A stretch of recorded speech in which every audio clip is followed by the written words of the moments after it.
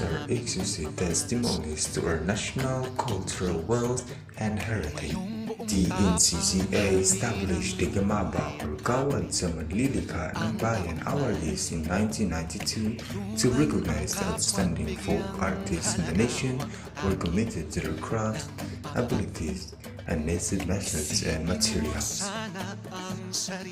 Apart from honoring traditional artisans and culture bearers, the award aims to preserve and revitalize traditional arts.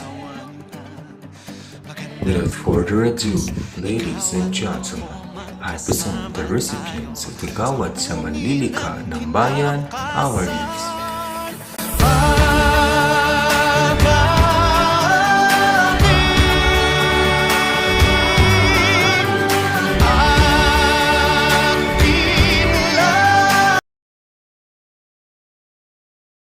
And let's start with our first guest. We have Ma'am Sultan.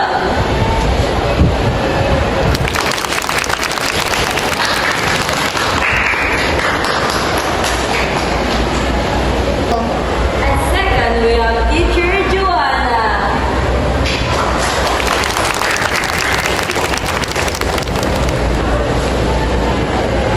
And last but not the least, we have Miss Desiree.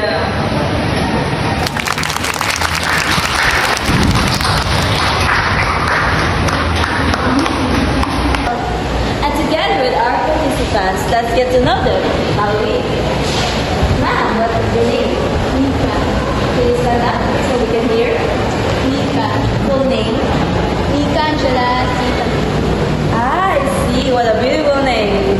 Now, let's nicely go up. Ooh, very beautiful, very pretty, and very tall. Yeah. And lastly, we have. Can you speak louder? Jane Villanes. Ah, so that's our three participants. We have Nikki, and we have Tamsi, and lastly we have Yanis.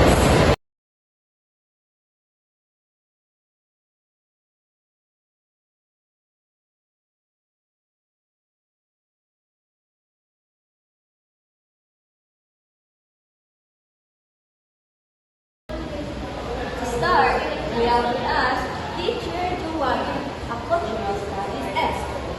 Now, teacher, can you tell us exactly what is Gamaba? Of course, the Gamaba is institutionalized in Republic Act 1755 and 1992, passed from generation to generation. These artists embodies our heritage, culture, chant, and storytelling. Ah, I see. So basically, Gamaba recognizes artists who are not just talented, but also serve as the keepers of our heritage. Exactly. Their arts preserves our identity as a Filipino and connect us to our ancestors.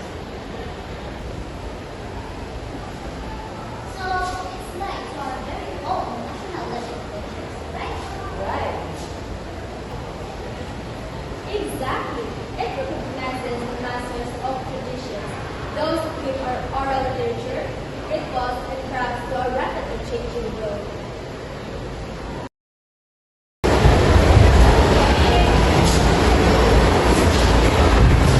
So our first featured Gamaba Awardees is Ginaw Dilog. So Ginaw Dilog is a poet from the Mangyan community in Mansalay, Oriental Mindoro. So he's the one preserving the ambahan, right? Yes, the Ambahan is a form of traditional Mangyan. Mangyan, poetry written in music, syllabic verse. So it is usually inscribed on bamboo. It expresses advice, emotions, and values about everyday life. That's beautiful. That's beautiful. Poetry written on a paper but on bamboo? Exactly. Belong present hundreds of these ambahan verses and inspire to others to continue practice. Because of it, these unique literary arts will never be forgotten. Next, we have Magdalena Tomayo from Ilocos Norte, a master of Enabel Bakery. She creates a beautiful patterns using traditional looms and techniques passed down from generations. She's more than 90 years old, right? That's right. She continues to teach younger weavers and prove that true artistry knows no age. Her patience and precision reflect the heart of Ilocano craftsmanship. Also, now, weaving is not just about making clothes. Each design tells a story about our ancestors, natures, and beliefs. When we weave, we continue the language of our people without words. It's an art form that carries oral history through patterns and symbols. Wow, that's beautiful. So every fabric is like a page in our culture book? Yes, exactly. And when young people learn this tradition, they keep the story alive. May good siya. Go. As simple as it is math, they're incredibly detailed. Some yes, but many are built of modern time. That's why Gamaba help present and promote our craft, so we don't lose our identity.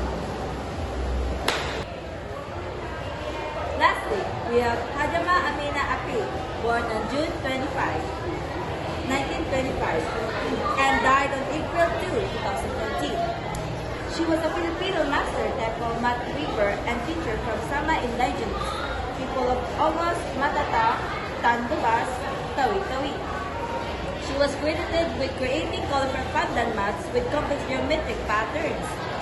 Her creations were acclaimed for their precise sense of design, proportion of symmetry, and sensitivity to color. She was given the National Living Treasures Award in 2004 by the Philippines through the National Commission for Cultural and the Arts, or NCCA. Lastly, we have Hajama Amina Api, born on June 25, 1925, and died on April 2, 2013. She was a Filipino master temple mat weaver and teacher from Sama indigenous people of Ogos, Matata, Tandubas, Tawi-Tawi. She was credited with creating colorful pandan mats with complex geometric patterns. Her creations were acclaimed for their precise sense of design, proportion of symmetry, and sensitivity to color. She was given the National Living Treasures Award in 2004 by the Philippines through the National Commission for Cultural and the Arts, or NCCA. Yes, she used traditional patterns and natural dyes to create mats that weren't just about household items. They were work of art that carried pride and culture of her people. She must have inspired many local weavers to continue the traditions. Absolutely.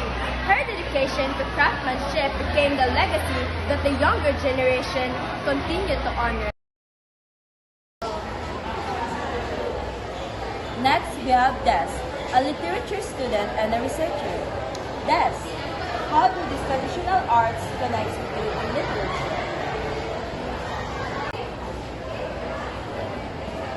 That's an interesting question. Many Gamaba awardees like Gino Bilo, who preserve the Ambangan culture of Nuno Amanga, are storytellers in their own right.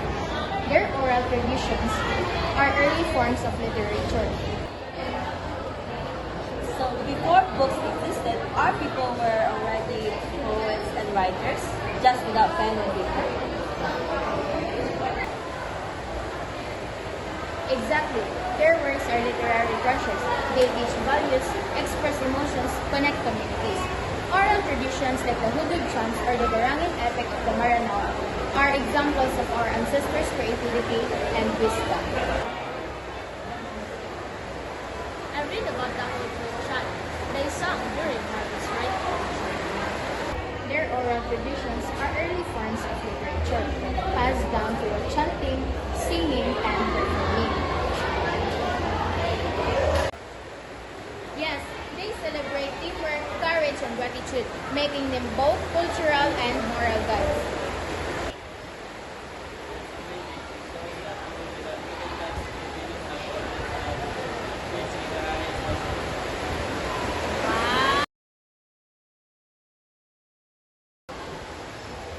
They remind us that culture is living, not just found in museums.